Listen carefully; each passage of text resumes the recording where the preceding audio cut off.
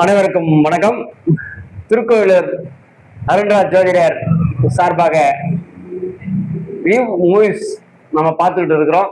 அந்த வகையில் நம்ம இன்றைய தினத்தில் பாய்ஸ் நெவர் காம்ப்ரமைஸ் என்ற திரைப்படத்தை 10/7/2022 திரைக்கு வருகிறது. அது முன்கூட்டியே திரைப்படம் எவ்வாறு இருக்கும், அதனுடைய கதை, சாரம், மக்களுடைய எதிர்பார்ப்பு, டைரக்டர் படத்தினுடைய எவ்வாறு இருக்கு என்பதை தீர்மானித்து நம்ம திருக்கோயிலூர் அருண்ராஜ் ஜோதிடர் நிர்மலராஜன்படி கருத்துக்கணிப்பு எவ்வாறு இருக்கு என்பதை நம்ம இதுக்கு முன்னால பார்த்துன்னு இருக்கிறோம். அந்த வகையில் இந்த படம் இன்னைக்கு பார்க்க போற படம் பாய்ஸ் நெவர் காம்ப்ரமைஸ். தயவுசெய்து சர்ப்ரைஸ் லைக்கர் கமெண்ட்ஸ்ல திரைப்படம் பார்க்கறதுக்கு முன்னாலே சொல்லுங்க. திரைப்படம் பார்த்துட்டு வந்து சொல்லுங்க. அடுத்த படம் எப்போ நம்ம ரிலீஸ் பண்ண போறோம், அந்த படம் என்ன வருது, எங்களுக்கு இதனுடைய கதை எப்படி இருக்குன்றது திரைப்படம் பார்க்க போற ரசிகர்களுக்கு எங்கள்கிட்ட ஷேர் பண்ணுங்க. உங்களுக்காக நாங்கள் அந்த படத்தினுடைய நியமலட்சப்படி படம் எப்படி இருக்குன்றது நாங்கள் முன்கூட்டியே சொல்றோம். அதற்கு பிறகு இந்த திரைப்படத்தில் பார்க்கலாம். ஏன்னா பணியோடு கேட்டுக்கொண்டு படத்துக்குள்ள நம்ம போகலாம். திருக்கோயிலூர் அருண்ராஜ் ஜோதிடர் அவர்களை மீண்டும் நம்ம திரைப்படத்தில் சந்திப்பதற்கு மிக்க நன்றியும் வரவேற்கிறோம். நன்றி ஐயா. வணக்கம் ஐயா. இப்போ பாய்ஸ் நெவர் காம்ப்ரமைஸ் அப்படின்னு ஒரு சினிமா படம் நம்ம மூவிஸ்ல வந்து இருக்கு. இப்போ அதை 10/7/2022 திரையில வெளியிடுறாங்க. திரையில வெளியிடுறதுக்கு முன்னால நம்ம இதுக்கு முன்னால பார்த்த வியூஸ்ல நிறைய நபர்கள் நமக்கு கமெண்ட்ஸ்ல சொல்லியிருக்காங்க, வாழ்த்துக்கள் சொல்லியிருக்காங்க.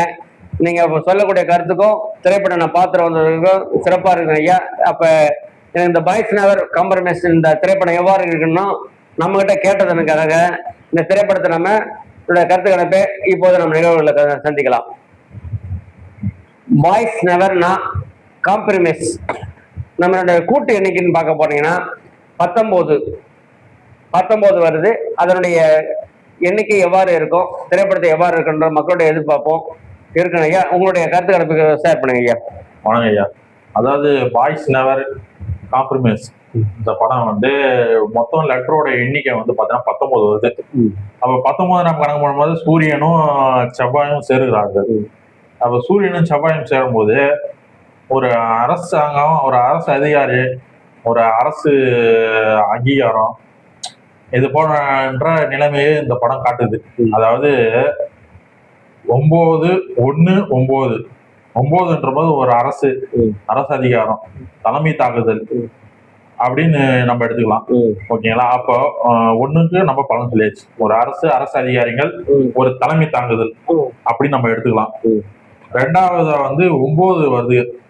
9ஆம் நம்பர் வந்து செவ்வாய் போர்க்குணம் கொண்ட கிரகம், சகோதர கிரகம், பசங்க கிரகம் எடுத்துக்கலாம். யூனிஃபார்ம் துறை எடுத்துக்கலாம்.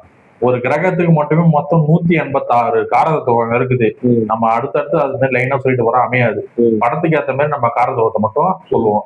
அப்ப வந்து செவ்வாய், அதாவது சூரியனும் செவ்வாயும் சேர்ந்து தலைமை தாங்குறாங்க. இது ரெண்டும் கூட்டினா ஒண்ணுதான் வருது. அப்ப இந்த படம் வந்து எதை நோக்கி டிராவல் பண்ண போகுதுன்னா, ஒரு தலைமை தாங்குதல் ஒருத்தர் தேவைப்படுது. ஹீரோ கூட பசங்க ஒற்றுமையா சேர்ந்து ஒரு விஷயத்த முடிக்கிறாங்க. இதுதான் இந்த படத்துடைய லெட்டரோட எண்ணிக்கையின் படி இந்த படம் இதை நோக்கி டிராவல் ஆகுது. கதையோட கருவே இதுதான். நம்ம அடுத்தபடியா நம்ம பாக்குறது வந்து நியூமராலஜி படி ஒவ்வொரு எழுத்துக்கும் என்ன இருக்குது, அந்த எண்ணிக்கையின்படி கிரகங்கள், கார தத்துவம், திரைப்படத்துல ரசிகனுடைய எதிர்பார்ப்பு, டைரக்டர் என்ன சொல்ல வர்றாரு மக்களுக்கு, பப்ளிக் சர்வனுக்கு என்ன சொல்ல வர்றாரு அப்படின்றத நம்ம எடுத்துக்கலாங்களா ஐயா? எடுத்துக்கலாம் ஐயா, தாராளமா எடுத்துக்கலாம். டைரக்டர் தான் முழுக்க ஒரு படத்துக்கு வந்து டைரக்டர் தான் கதை சொல்றாரு. கதையை வந்து ஒரு மெசேஜை சொல்றது டைரக்டர் தான், மற்றவங்க யாரும் கிடையாது. அவர் எப்படி வந்து பிரசன்ட் பண்றாருன்னு பார்ப்போம். இப்ப நம்ம முதல்ல வந்து பாய்ஸ் நெவர் காம்ப்ரமைஸ் அப்படின்னும் போது அதனுடைய எண்ணிக்கையின்படி பார்க்க போனா 80 கதையினுடைய காரணம் எப்படி இருக்கு ஐயா? 80. அப்ப வந்து நம்ம 80ன்னு கணக்கு பண்ணோம்னா சனி காரத்துவம் உள்ள அடங்குது. எது கூட 1 கூடயும் 9 கூடயும் 8 சேருது. அப்படின்னும் போது 8ன்னும் போது நம்ம வந்து சனி பகவானை புரியுது.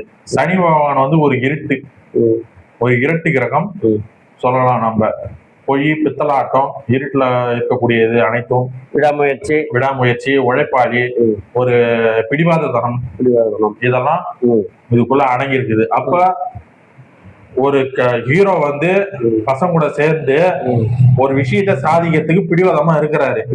அது என்ன சாதிக்கிறாருன்றதான் இந்த படத்தோட கருவே. டைரக்டரா தான் சொல்ல வர்றாரு. ஒரு ஹீரோ வந்து பசங்க கூட சேர்ந்து தலைமை தாங்கி வழி நடத்தி போய் பிடிவாத குணமா சாதிக்கிறாரு. உழைப்புல வந்து ஊதியம் எடுக்க போறாரு அப்படின்றதா இந்த கதையோட கருவாக டைரக்டர் சொல்லப்படுகிறது. இந்த நியூமராலஜி எண்ணிக்கை படி பேரோட லெட்டரை வச்சு நம்ம 75% நம்ம பலன் கழிச்சாச்சு. இப்ப நம்ம திரைப்படத்துல நம்ம முதல் துவக்கம் எதை நோக்கி இருக்கோம் அப்படின்றது பாய்ஸ் நெவருடைய முதலுடைய என்ட்ரன்ஸ் ஃபர்ஸ்ட் ஆஃப் லுக் வந்து 36 எண் கூட்டு எண் வருது. அந்த 36 இதனுடைய கிரக காரணத்தினுடைய இருக்கும். மக்களுடைய ரசிகர்களுக்கு என்ன சொல்ல வரலாம் எதிர்பார்க்கலாம் நம்ம? ஃபர்ஸ்ட் ஆஃப் வந்து பாத்தீங்கன்னா 36 வருது. அப்ப வந்து 36 கணக்கு பண்ணும்போது 3 6 வருது. 3 ஃபர்ஸ்ட் நம்ம பார்க்கணும். 3 சொன்ன மாதிரி பசங்க, நண்பர்கள், புத்தி கூர்மையான விஷயம், நேர்மை திறன், ஆன்மீக ரீதியாக பேசக்கூடியது 3. இத பத்தி பேசுவாங்க ஃபர்ஸ்ட் ஹாஃப்ல. அப்படியே ஃபர்ஸ்ட் ஹாஃப்லயும் மறுபடியும் இன்னொரு நம்பர் சேருது 6. இப்ப லக்ஸுரியான வாழ்க்கை, சொகுசான வாழ்க்கை, பெண்களோட வாழ்க்கை, காதல், நகைச்சுவை திறன் மற்றும் அப்புறம் வந்து வீடு, வாகனம், வண்டி, இதெல்லாம் சுக்கரனை தான் குறிக்கும். அப்ப 3 6 சம்மந்தப்படும் போது ஃபர்ஸ்ட் ஆஃப் ஃபுல்லா எதா இருக்கும்னா பசங்க எல்லாம் கும்மா சேர்ந்து ஒரு வீட்டுக்கோ இல்ல ஒரு டூரிஸ்டுக்கோ ஒரு எங்கேயோ போற மாதிரி ஒரு சிச்சுவேஷன் அமையுது. ஃபர்ஸ்ட் ஆஃப்ல அமைகிறது. அப்படி நம்ம கணக்கு எடுக்கும் போது முதல் ஓப்பனிங் சீனே எப்படி இருக்கும்னு கணக்கு பண்ணோம்னா கனவுலதான் ஓப்பன் பண்றாங்க படத்தை. அதாவது பிளாஷ்பேக்கா இருக்கலாம், இல்ல ஒரு மனிதன் கனவு காண்றது மாதிரி இருக்கலாம். அப்படி இல்லைன்னா உணவு சார்ந்த துறையில வந்து ஓபன் பண்ணலாம், இல்லைன்னா பெண்களை வச்சு ஓபன் பண்ணலாம். ஓப்பனிங் சீனே இந்த மாதிரி அமையக்கூடிய வாய்ப்புகள் அதிகமாக இருக்குது. அடுத்த ஏன் நம்ம எதிர்பார்க்கறது வந்து காம்ப்ரமைசேஷன்னா அடுத்த கட்டத்துக்கு நம்ம செகண்ட் ஹாஃப்ல நம்ம என்ன எதிர்பார்க்கலாம்? செகண்ட் ஹாஃப் எண்ணிக்கை எவ்வளவு வருதுங்க கூட்டியன்? 44.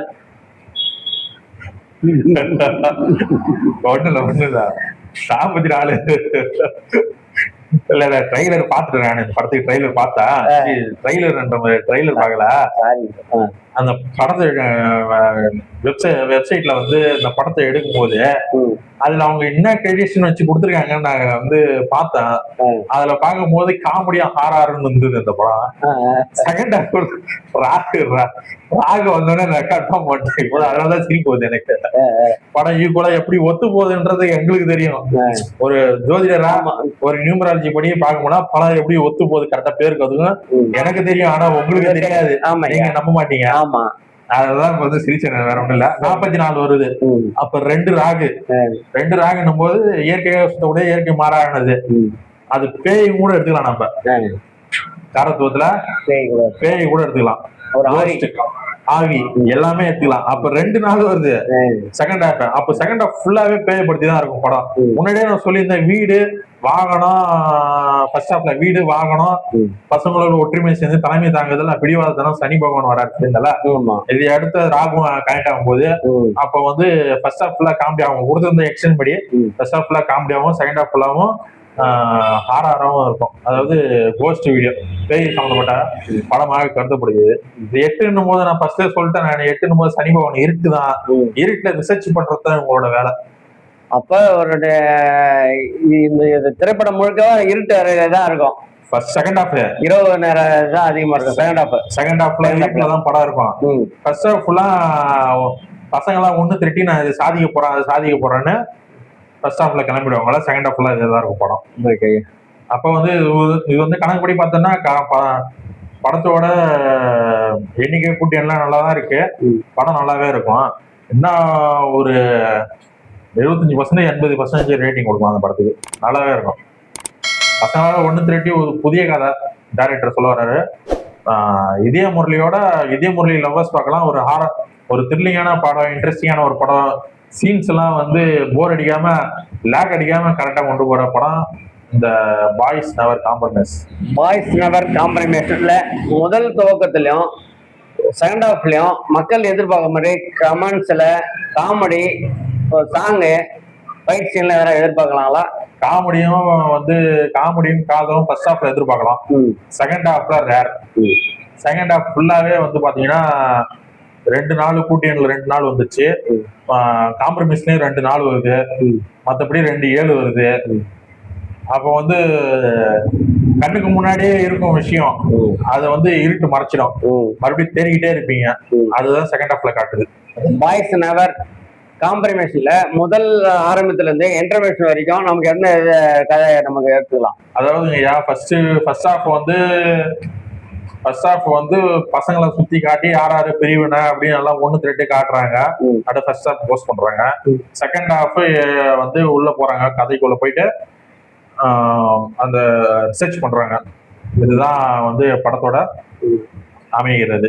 அப்ப நம்ம பாய்ஸ் நெவர் காம்ப்ரமைஸ்ல இளைஞர்களுக்கும் ஒரு குடும்பத்துல எவ்வாறு ஆன்மீகத்துல நம்ம பேயோ இல்ல ஆவியோ இருக்குன்றதை எதிர்பார்த்து இதனுடைய கதையினுடைய சர்ச்சை ஆராய்ச்சி முன்கூட்டியே இருக்கும், இப்படிதான் இருக்கும் நிகழ்வுன்றதை தீர்மானிக்க முடியுமா? அதாவது அவங்க வந்து பசங்க துருதுரும் இருப்பானுங்க, இந்த சாஸ்திரத்து மேல நம்பி இருக்காது இந்த படத்துல. அப்படி அந்த மாதிரி தான் காட்டுறாங்க. இந்த படம் அப்படிதான் டெலிவரி ஆகுது. ஓகேங்களா? இதெல்லாம் வந்து முடிக்க முடியும் படம் வந்து, இதெல்லாம் வந்து பேயும் இல்ல, பிசாசும் இல்ல, சாமியும் இல்ல, எதுவுமே இல்ல, மனுஷன் தான் உறுதி அப்படின்னு முடிக்க முடியும். இளைஞர்கள் வந்து, அதாவது ஹீரோ வந்து பசங்களை கூட்டின்னு ரிசர்ச்சுக்கு போறாப்புல. அந்த ரிசர்ச்ல என்ன நடந்தது போனது வந்தது, அதுதான் அந்த படத்தோட கரு. அதுதான் சொல்லப்பட்டிருக்குது. நம்ம சமூக ரீதியாக என்ன சொல்ல வராங்கன்னா, இதெல்லாம் உண்டு. இளைஞர்கள் இப்ப வந்து சாமி கும்பிட மாட்டான், பொட்டு வைக்க மாட்டேறான், கேட்கலாம், நான் கூட தான் பொட்டு வைக்கலான்னு. அந்த வகையில நம்ம பார்க்கும் போது பாய்ஸ் நெவர்னா இன்றைய இளைஞர்கள் இருட்டை பார்த்து பயப்படல, ஒரு ஆவின்றது ஒரு மாய கருத்து, நம்ம வந்து நம்பிக்கை வாழ்க்கை முரட்டத்தனமான இருக்கோன்றது நம்ம இந்த கதையில எடுத்து சொல்ல வராங்க. வியூஸும் லைக்கர் கமெண்ட்ஸும் இந்த படத்தை திரையில போய் பாருங்க, பார்த்துட்டு கமெண்ட்ஸ்ல சொல்லுங்க. அடுத்த படம் எப்ப என்ன படம் போடணும்னு சொல்லுங்க, அதை முன்கூட்டியே செய்யுங்க. இதை பார்த்து ரசித்த இவ்வளவு நேரம் பொறுமையோடு இருந்த ரசிகர்களுக்கும் வியூவர்ஸ்களுக்கும் திருக்குறள் ஜோதிட அருண்ராஜ் சார்பாக நன்றியும் பாராட்டி தெரிவித்துக்கொண்டு, வாழ்த்துக்களை தெரிவித்துக்கொண்டு, தயவு செய்து கமெண்ட்ஸ்ல லைக் பண்ணுங்க, சப்ஸ்கிரைப் பண்ணுங்க. அப்பதான் அடுத்தடுத்த வீடியோவில் நமக்கு வெற்றிகரமா இருக்கும். மக்களுக்கு பயனுள்ள செய்தியை இன்னும் அடுத்த ஒரு நிகழ்வுல சந்திக்கலாம். நன்றி, வணக்கம் ஐயா. வணக்கம்.